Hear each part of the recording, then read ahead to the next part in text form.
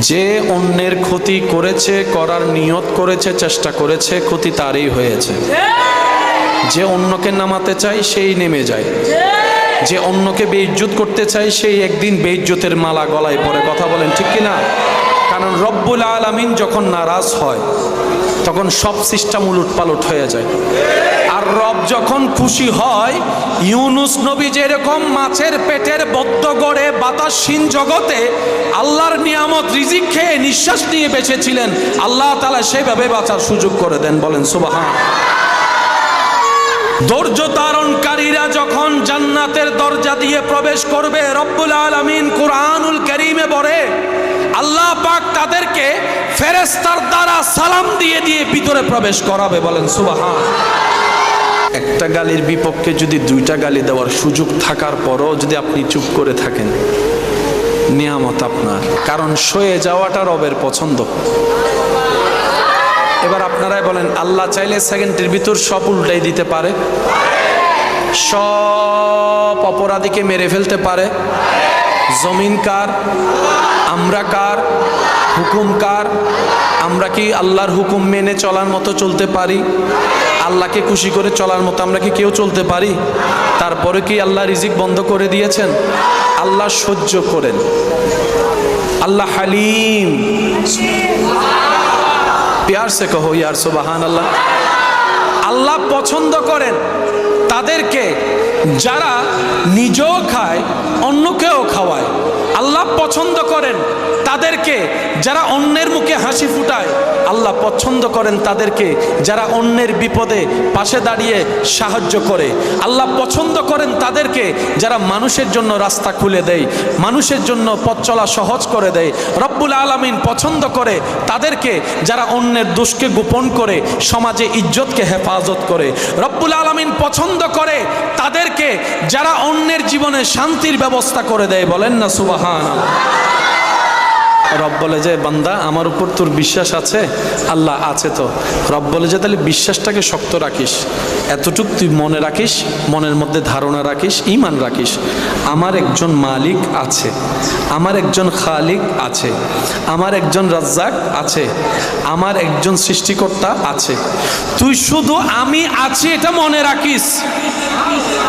তোর জীবনের প্রত্যেকটা সেকেন্ডে সেকেন্ডে আমি আল্লাহর রহমত দিয়ে, সাহায্য দিয়ে আমি যে আছি তোর সাথে সেটা আমি বারবার প্রমাণ করাই দিব। সুবহান। জীবনে কষ্ট, দুঃখ, যন্ত্রণা না থাকলে কি ধৈর্য ধরার কোনো রাস্তা হবে? সেজন্য মুমিন বান্দারা বলে প্রত্যেকটা কষ্টই নিয়ামত, কারণ বুঝেছি এই কষ্টের ভিতরেই আমার রবের রহমত পাওয়া যায়। বলেন সুবহানাল্লাহ। এবার আসেন, আমরা কি জান্নাতে যেতে চাই না জাহান্নামে? একটু জোরে বলি। কিন্তু বেশি গুনাহ হলে কোথায়? বেশি সওয়াব হলে কোথায়? এটা হচ্ছে সহজ সরল হিসাব। সওয়াব বেশি জান্নাত, গুনাহ বেশি জাহান্নাম। এবার আপনারাই বলেন, আমাদের এই জীবনে কি সওয়াব বেশি না গুনাহ বেশি? আমার গুনাহ বেশি। আপনারটা আপনি একটু বলেন, আমাদের কি সওয়াব বেশি না গুনাহ বেশি? আমরা কি সওয়াবের কাজ বেশি করি নাকি গুনার কাজ?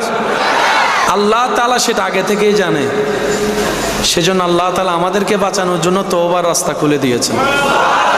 একদিন রাসূল পাক সাল্লাল্লাহু আলাইহি ওয়াসাল্লামের দরবারে দুনিয়াবি দৃষ্টিতে অর্থ সম্পদে গরিব কিছু সাহাবা আসলেন। এসে বললেন, ইয়া রাসূলুল্লাহ, ইসলামে সওয়াব অর্জন করার অনেকগুলো রাস্তা আছে, তোর মধ্যে দান সদকা অনেক সওয়াবের একটা বিষয়, কিন্তু আমাদের তো সামর্থ্য নাই, চাইলে তো দান করতে পারি না, মানুষের উপকার করতে পারি না, সদকা করতে পারি না। ইয়া রাসূলুল্লাহ, তাহলে কি যারা দুনিয়াবি সম্পদের মালিক বেশি নেককার তারা কি আমাদের চাইতে এগিয়ে চলে যাবে? আমরা গরিব তো নিজের ইচ্ছাই হয় নেই, আল্লাহর মর্জিতে হয়েছি, তাহলে আমরা কেন পিছিয়ে পড়বো? ইয়া রাসূলুল্লাহ, একটা কিছু করেন যেন আমরাও তাদের চাইতে আগায় থাকতে পারি। সুবহানাল্লাহ। ওনার কথাটা শুনে নবী রাহমাতুল লিল আলামিন তাবাসসুম মুস্কি হাসি দিলেন। হাসি দিয়ে বললেন, আমার নবী আপনার নবী আমাদের নবী রাহমাতুল লিল আলামিন সাহাবাদেরকে বললেন, শুনো, মন ছোট করিও না, তোমাদেরকে আমি এমন একটা আমল বলে দিচ্ছি যে আমলটা করতে পারলে ওরা দান সদকা করে যে পরিমাণ সওয়াব পাবে, তোমরা এই আমলটা করলে সেই পরিমাণ সওয়াব আল্লাহ দান করে দিবেন। সুবহান। ওনাদের মনটা বড় হয়ে গেল নবীজির জবান থেকে এরকম কথাটা শুনে। এবার নবী রাহমাতুল লিল আলামিন বলে, প্রত্যেক দিন রাত্রে ঘুমানোর আগে 33 বার সুবহানাল্লাহ বলবা, 33 বার আলহামদুলিল্লাহ বলবা, 34 বার আল্লাহু আকবার বলবা। যে আমলটা করবে ওই ধনী ব্যক্তি আল্লাহর রাস্তায় দান সদকা করে যে পরিমাণ সওয়াব পাবে, তোমরা এই আমল করলে আল্লাহ তাআলা সেই সওয়াব তোমাকে দান করে দিবেন, তোমাদের দিবেন। সুবহানাল্লাহ। নবী বলছেন, কোন একজন বান্দা যদি রাস্তায় হাঁটার পথে পায়ের মধ্যে কাঁটা ফুটে, ওই ব্যথাটার মধ্যে যদি সে আল্লাহর প্রতি নারাজি না দেখায়, শুকরিয়া করে, ধৈর্য ধরে, আল্লাহ তাআলা ওই বান্দার ব্যথা সহ্য করার কারণে গুনাহ মাফ করে দেন, গুনাহ মাফ করে দেন, গুনাহ মাফ করে দেন। যাদের গায়ে জ্বর, ধৈর্য ধরতে পারলে গুনাহ মাফ। অর্থনৈতিক কষ্ট, অপবাদের কষ্ট, অপমানের কষ্ট, জুলুমের কষ্ট, খারাপ ব্যবহারের কষ্ট, বিভিন্ন ধরনের যন্ত্রণাদায়ক কষ্টের মধ্যে যারা আল্লাহর প্রতি নারাজি না দেখিয়ে ধৈর্য ধরে আল্লাহর হুকুমের অপেক্ষা করে, আল্লাহ তাআলা একদিকে তাদের গুনাহ মাফ করে দেন, অন্যদিকে আল্লাহ তাআলা তাদের জন্য জান্নাতে ঘর বানায় দেন। বলেন সুবহানাল্লাহ। আমি জানি জান্নাত পাওয়া আমার পক্ষে সম্ভব নয়, কিন্তু আমি যখন আমার ইন্নাল্লাহ আলা কুল্লি শাইইন কাদিরের দিকে দেখি, তখন বলি যে জান্নাত পাওয়া তো কোনো ব্যাপারই না। আমার রবের প্রতি আমার বিশ্বাস আছে, আমার রবের রহমতের প্রতি আমার আশা আছে, আমার ভরসা আছে। আল্লাহ পাক বলে যে, বান্দা তোর আশাকে আমি নিরাশা হতে দিব না। কিন্তু আমি আহকামুল হাকিমিন, তো বিচারক কখনো কারো পক্ষ নিতে পারে না। হাঁকে হাঁ বলতে হয়, না কে না বলতে হয়। যে সাজাপ্রাপ্ত তাকে সাজা দিতে হয়, যে নিয়ামত প্রাপ্ত তাকে নিয়ামত দিতে হয়। এটা হচ্ছে বিচারকের কাজ। আমি আল্লাহ বিচারক, তো আমি যদি এখন পক্ষপাতিত্ব করি, বিচারের কাজ ঠিক থাকবে না। তো আল্লাহ এখন কি করব? রব বলে যে, তোর ফায়সালা হয়ে গিয়েছে, তুই জাহান্নামে চলে যা, তুই জাহান্নামে চলে যা। এবার বান্দা জাহান্নামের দিকে যেতে লাগলো। যেতে যেতে যেতে যেতে যেতে যেতে যেতে হঠাৎ করে ফেরেশতা একজন এসে বলে যে, তোমার আর জাহান্নামে যাওয়া লাগবে না, জান্নাতে তুমি চলে যাও, জান্নাতে তুমি চলে যাও। এবার সে বান্দা বলবে, আল্লাহ তুমি না বললা জাহান্নামে যেতে, আবার তুমি বলছো জান্নাতে যেতে, ব্যাপার কি? রব বলে যে, আজকের দিনে তোদেরকে বাঁচানোর জন্য আমার রহমতকে আমি সুপ্রসন্ন করেছি, কিন্তু আমি বিচারক, তো রহমত দেখাতে পারি না, ন্যায় বিচার যেহেতু আমাকে করতে হয়। তাই আমি আল্লাহ কি করেছি জানিস?